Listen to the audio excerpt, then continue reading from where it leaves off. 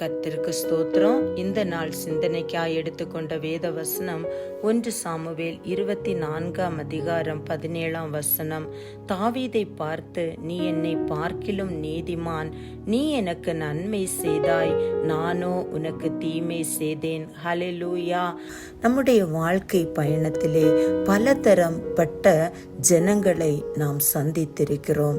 சிலர் நமக்கு நன்மை செய்திருக்கலாம், சிலர் நமக்கு தீமை செய்திருக்கலாம். நமக்கு நன்மை செய்தவர்களுக்கு நாம் நன்மை செய்கிறவர்களாகவும், தீமை செய்தவர்களுக்கு நாம் தீமை செய்கிறவர்களாயும் இருக்கிறோமா என்பதை நாம் சிந்திக்க வேண்டும்.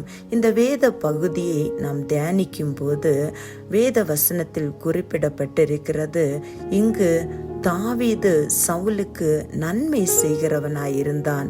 ஆனால் அந்த சவுல் அவன் செய்த நன்றியை மறந்து அவனை அழிக்கும்படியாய் துரத்தி வருகிறதையும், சவுலுக்கு பயந்து தாவீது வனாந்தரத்திலே ஒளித்திருக்கிற சூழ்நிலையிலே தேவன் சவுலை தாவீதின் கையில் ஒப்பு கொடுத்தார். ஆனால் தாவீதோ தன்னை அழிக்க நினைத்த சவுலுக்கு தீமைக்கு தீமை செய்யாதபடிக்கு தீமைக்கு பதில் நன்மை செய்கிறவராய் கடந்து வந்ததை நாம் பார்க்க முடிகிறது. ஹல்லேலூயா. நம் ஆண்டவராகிய இயேசு கிறிஸ்து கூட தன்னை துன்பப்படுத்தினவர்கள், தன்னை வேதனைப்படுத்தினவர்கள், தன்னை அவமானப்படுத்தினவர்கள் எல்லாருக்கும் நன்மை செய்கிறவராய் கடந்து வந்தார். நாம் அவரை எவ்வளவோ முறை காயப்படுத்தியும் அவர் நம்மை மன்னித்து நமக்கு அவர் நன்மை செய்கிறவராய் இன்றும் ஜீவித்து கொண்டிருக்கிறார்.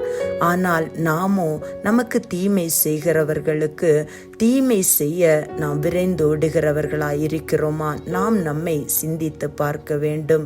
தீமைக்கு தீமை செய்யாதபடிக்கு நமக்கு தீமை செய்கிறவர்களுக்கு நாம் நன்மை செய்ய பிரயாசப்படுவோமானால் நம்முடைய சத்துருக்களின் நாவிலிருந்து நம்மை குறித்த சாட்சியை கேட்கும்படியான கிருபையை தேவன் நமக்கு கட்டளையிடுவார். ஹல்லேலூயா. இந்த நாளிலும் நாம் நம்மை ஆராய்ந்து பார்த்து நாம் தேவ சன்னிதானத்திலே நம்மை ஒப்பு கொடுப்போமா? எந்த சூழ்நிலையிலும் எனக்கு தீமை செய்தவர்களுக்கு நான் தீமை செய்யாதபடிக்கு அவர்களுக்கு நன்மை செய்கிற கிருபையை நீர் எனக்கு கட்டளையிடும் என்று நம் தேவ சன்னிதானத்திலே நம்மை ஒப்பு கொடுக்கும் போது தேவன் நமக்கு கிருபை பாராட்டுவாராக. ஹல்லேலூயா. ஜெபிக்கலாமா? அன்பின் பரலோக தகப்பனே, தர்மியான வேளைக்காய் உமக்கு கொடான கொடி ஸ்தோத்திரம் அப்பா.